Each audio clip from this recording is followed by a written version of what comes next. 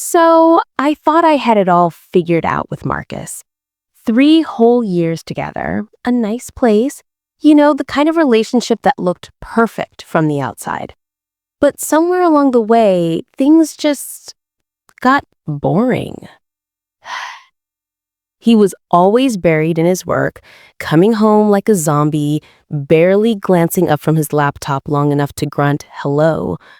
I tried to tell him about my day, about things that actually mattered to me, but I could literally see his eyes glaze over with that polite nodding thing he did when he was mentally organizing spreadsheets or whatever corporate nonsense was eating his brain. Don't get me wrong, I appreciated that he worked hard, that he provided for us, but what's the point of having a boyfriend who treats you like a roommate with benefits? I'd dress up for dinner dates and he'd show up in wrinkled khakis, scrolling through emails during appetizers. I'd suggest weekend getaways and he'd counter with staying home to catch up on work. It was like dating a very polite, very boring ghost of the man I'd fallen for. The worst part was how comfortable he'd gotten. Too comfortable. He'd bring me coffee in the morning, but it would be lukewarm because he'd made it 20 minutes earlier and forgot about it while answering emails.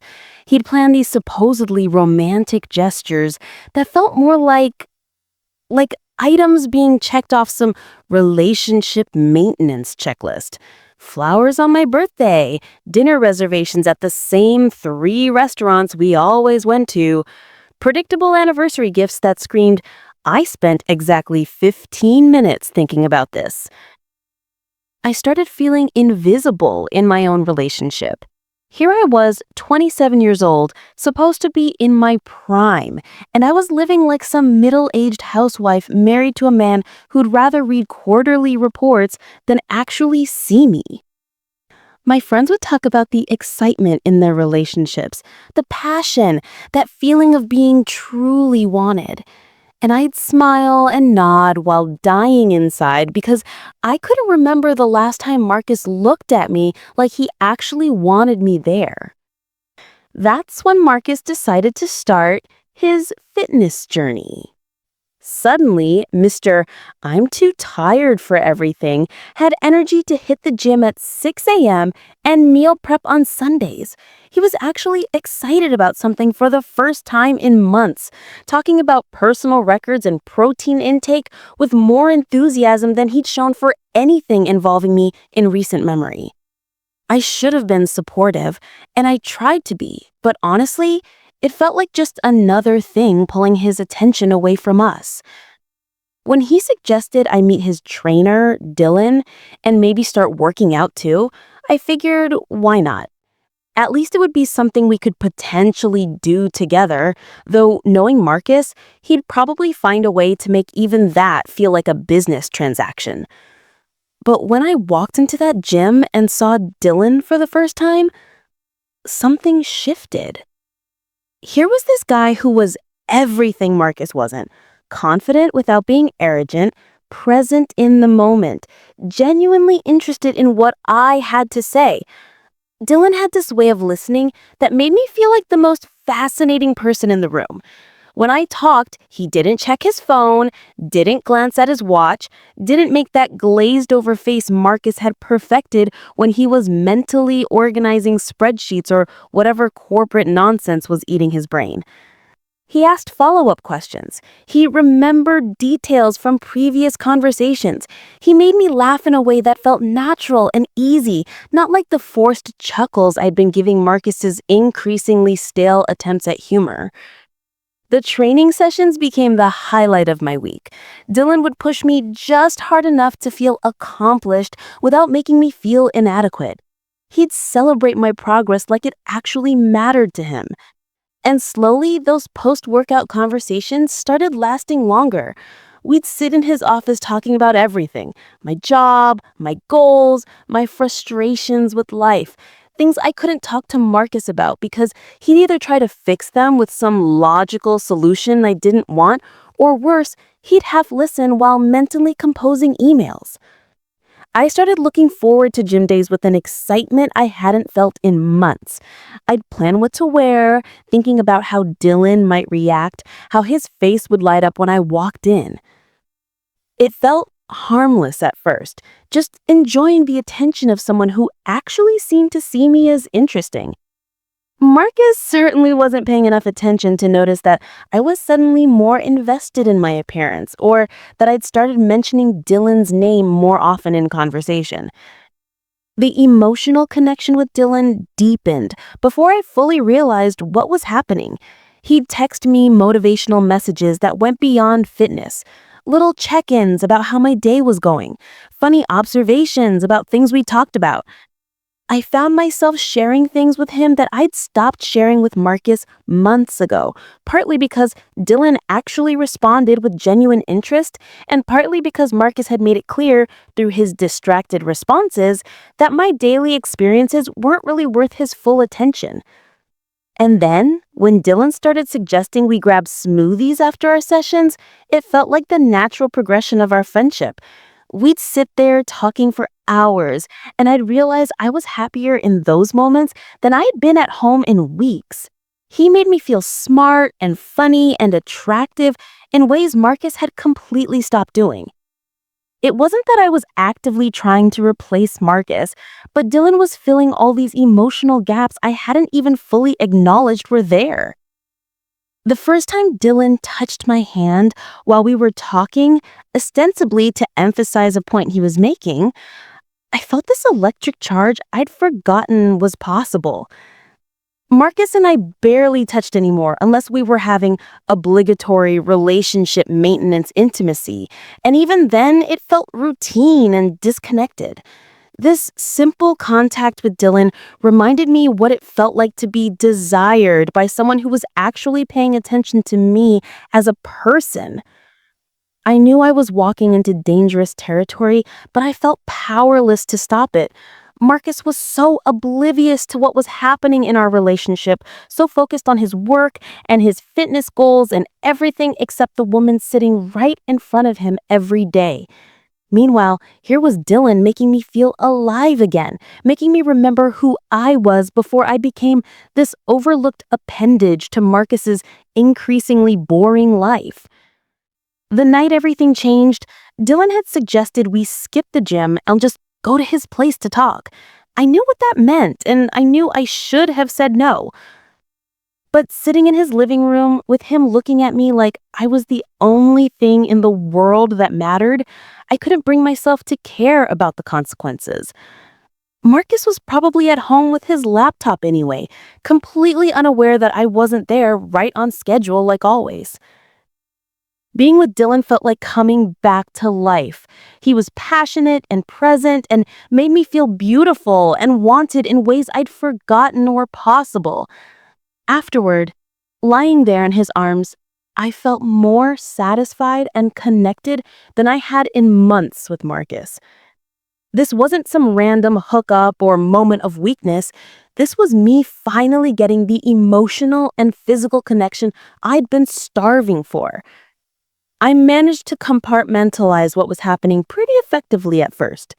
Dylan and I would have our time together, and then I'd go home to Marcus and play the role of the girlfriend who was totally fine with his emotional unavailability and predictable routine.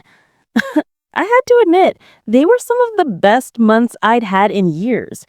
Dylan made me feel like the woman I'd always wanted to be, confident, desirable, worth pursuing.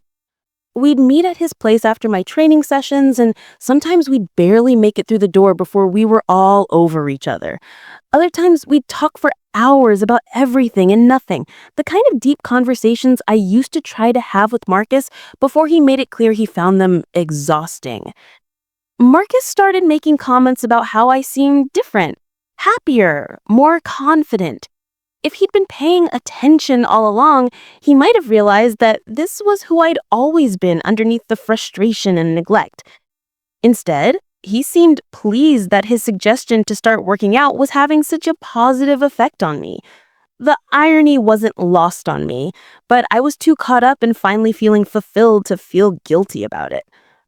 I started staying out later, claiming longer training sessions or post-workout errands.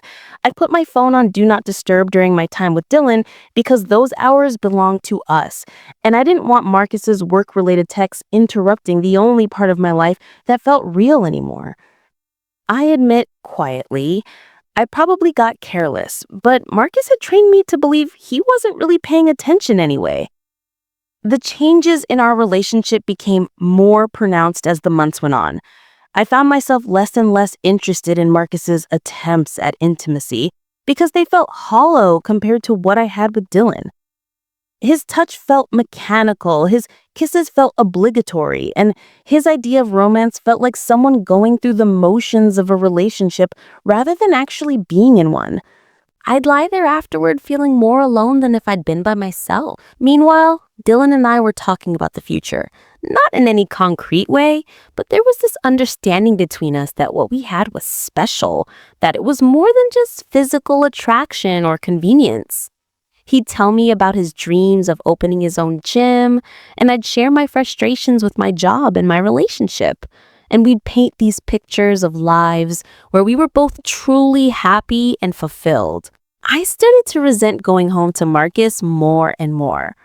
After hours of feeling completely alive and connected with Dylan, walking into our apartment felt like putting on a costume and playing a role I'd outgrown.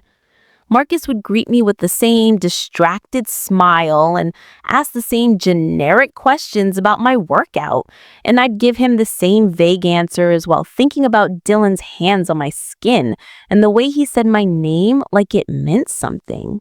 The night everything fell apart, I'd gotten home later than usual after a particularly intense evening with Dylan. I was floating on that post-intimacy high, feeling beautiful and desired and completely satisfied in ways Marcus hadn't made me feel in over a year. I told Marcus I was going to shower, expecting him to grunt his acknowledgement from behind his laptop screen like always. But when I came out of the bathroom, Marcus was standing in our bedroom holding my phone, and his face was white as paper. My stomach dropped because I knew exactly what he'd seen. Dylan and I had been texting throughout the day, not anything explicitly sexual, but definitely not the kind of messages you send to just a trainer. Messages about missing each other and planning our next meeting and inside jokes that clearly indicated an intimacy that went way beyond professional. "Emma, what is this?" Marcus kept saying like he couldn't process what was right in front of him. His hands were actually shaking as he held my phone, and for the first time in months, he was giving me his complete attention, though obviously not in the way I'd been wanting. What is this relationship with Dylan? I could have lied. Part of me wanted to, just to avoid the drama and buy myself time to figure out what I actually wanted. But looking at Marcus standing there, finally showing some kind of genuine emotion about our relationship, I felt this surge of anger. Where was this passion 6 months ago when I was trying to tell him I felt neglected?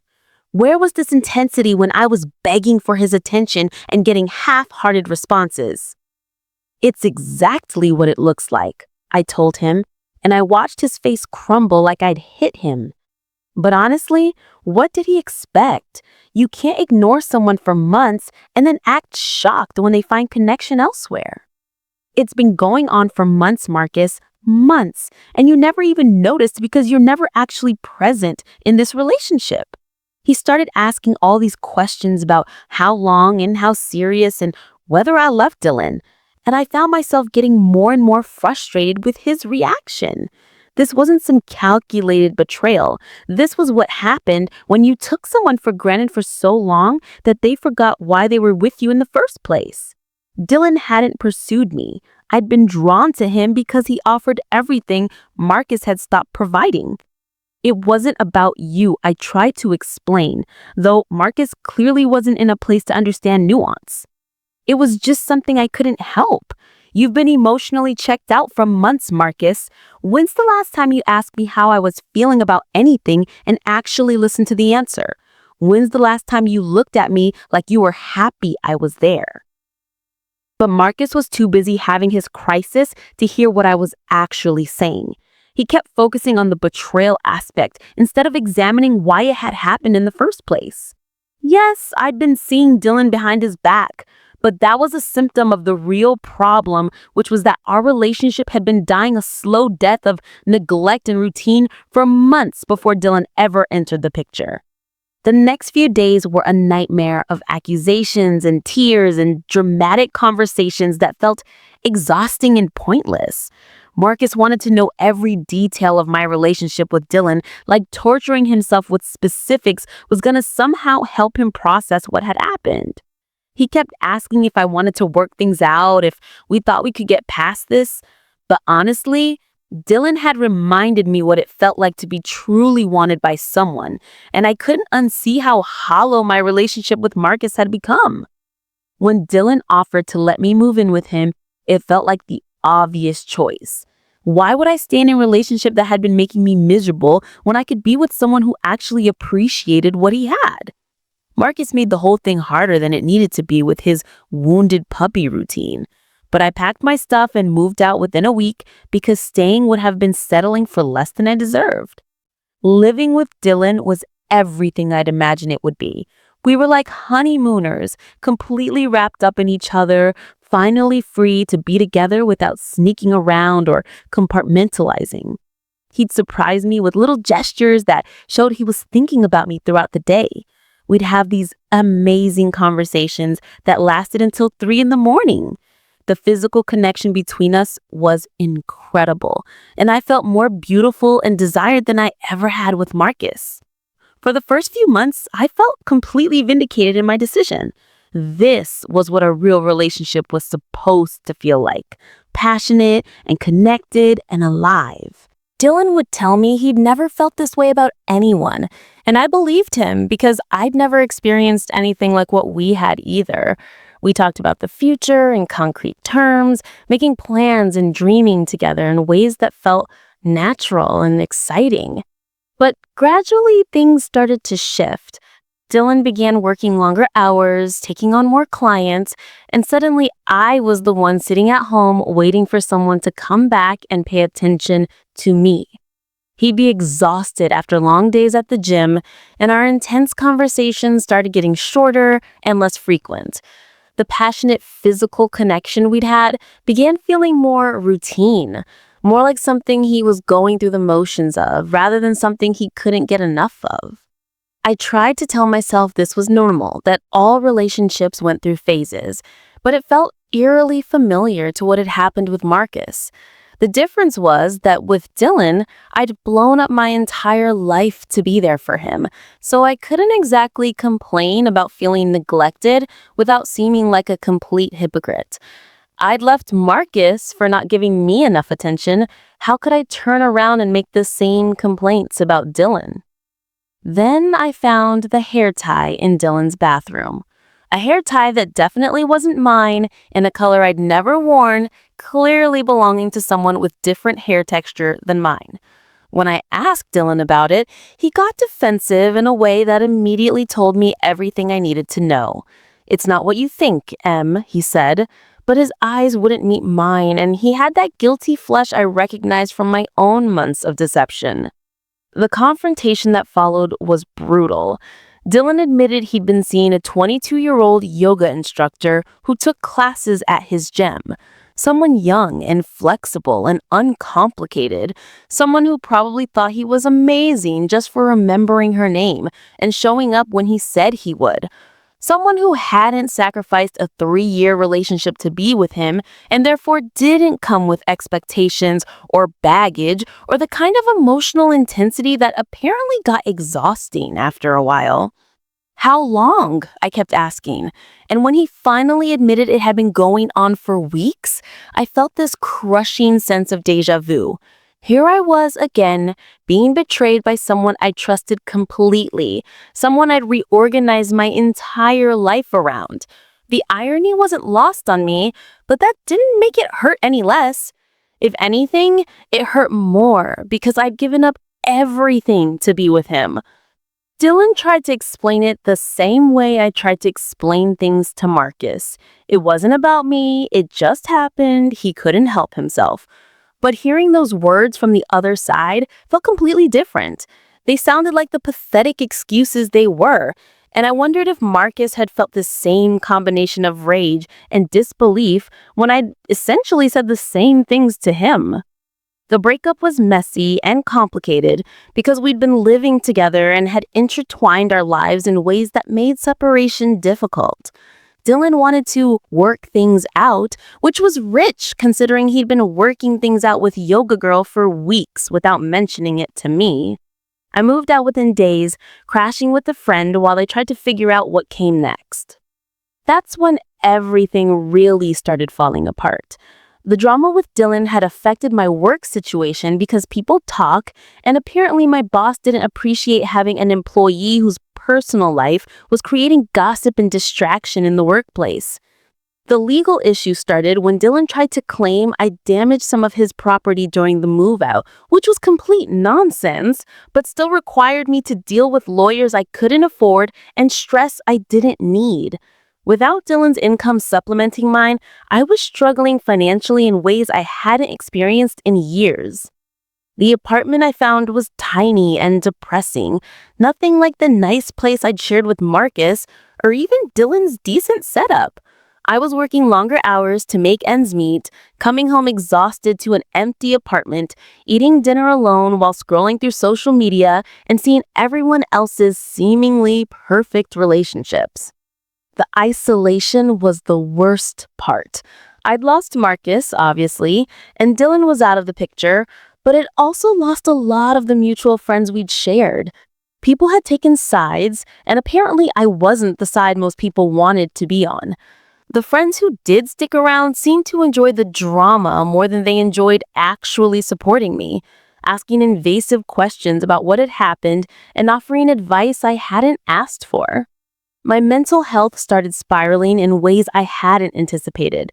I'd wake up in the middle of the night with this crushing anxiety about my future, about whether I'd made terrible decisions that couldn't be undone. During the day, I put on this brave face and tell people I was fine, that I was better off without both Marcus and Dylan. But privately, I was struggling with regret and loneliness and the growing suspicion that I'd sabotaged the best thing I'd had.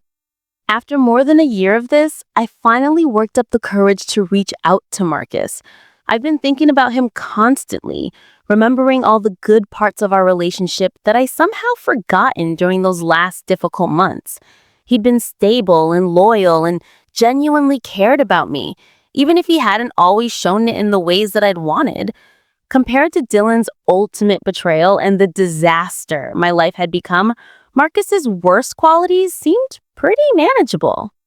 I got a new phone number because I knew he'd blocked my old one, and I sent him a simple message saying I'd been thinking about him and wondering how he was doing.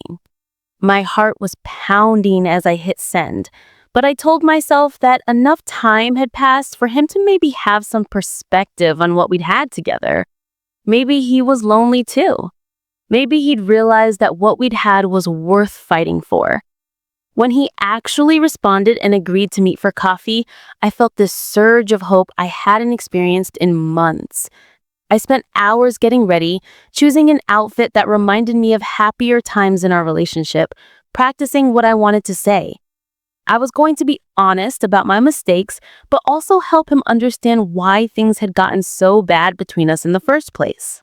I wasn't trying to justify what I'd done, just help him understand that it hadn't come out of nowhere. I know I made huge mistakes, I told him. But we were good together for a long time, Marcus. We could be good together again. I'm willing to do anything to prove I've changed, that I've learned from what happened.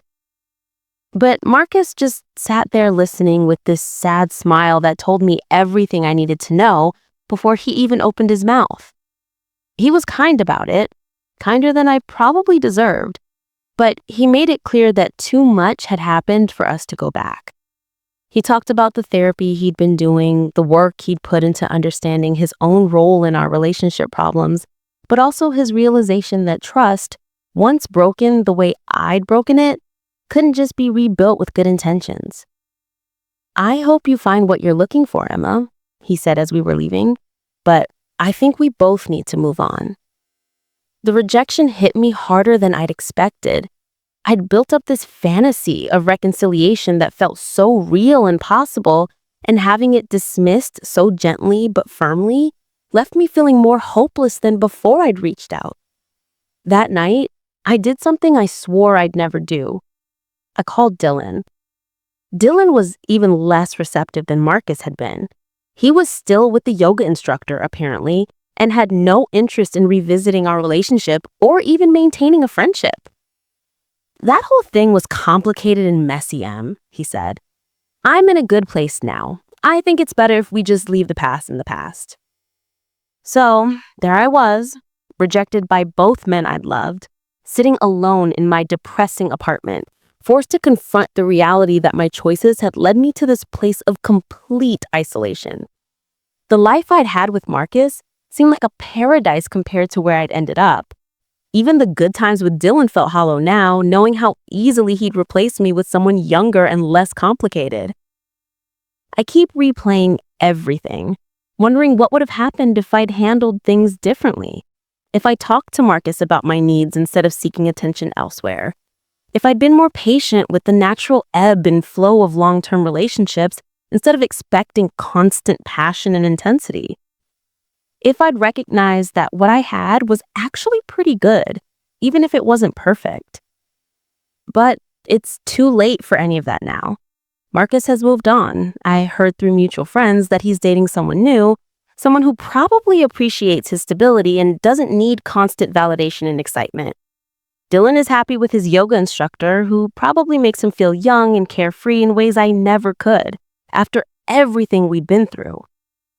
And I'm here, alone, trying to rebuild a life that feels smaller and lonelier than anything I'd imagined when I was so confident that I deserved better than what I had. Maybe I did deserve better, but maybe I also had more than I realized. And maybe the problem wasn't that Marcus wasn't giving me enough. Maybe the problem was that I didn't know how to appreciate what I had until it was gone. The worst part is knowing that this is probably it for me. I'm 28 now, starting over completely, and the dating world feels impossible and exhausting. The men I meet either want something casual or they want someone with baggage. And I'm definitely someone with baggage now. My story isn't exactly the kind that inspires confidence in potential partners.